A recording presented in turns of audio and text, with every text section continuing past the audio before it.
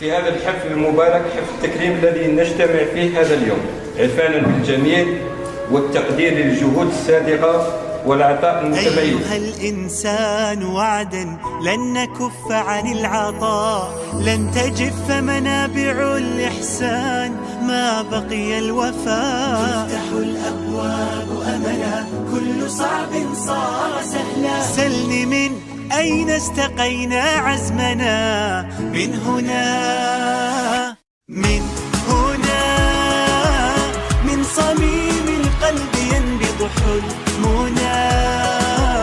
نحن كل لا تفرقنا الأنا، هكذا يحيا الأمل كلنا.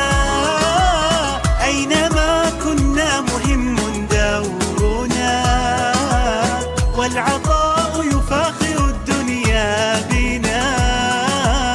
نحن صناع الأمل.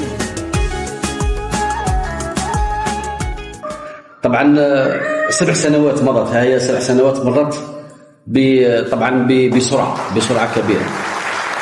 7 سنوات الحقيقة أنا والزملاء أنتم طبعا معايا أعتقد جازما بأننا استطعنا أن نكون فريق قريب إلى الأسرة.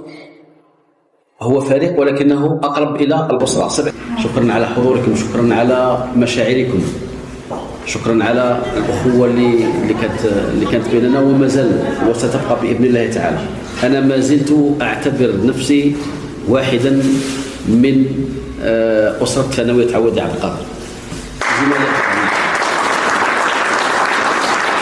أيها الحضور الكرام، إنني لعاجزة على وصف شعوري في هذه اللحظة بالذات في التعبير لكم عن مدى امتناني لكم بهذا التكريم الذي تفضلتم به علي، فشكرا.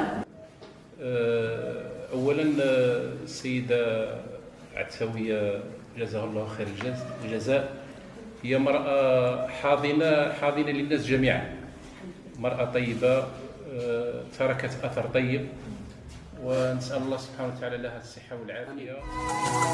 ليس مالا، ليس جاها، ليس شهرة، كل ما ترجوه في الإحسان بدرا. نرحب بكم في الحفل التكريمي الخاص بتكريم قامتين من قامات التربية بولاية سيدي بلعباس. كيف ضاء الدرب مما قد نثرته، ثم ساروا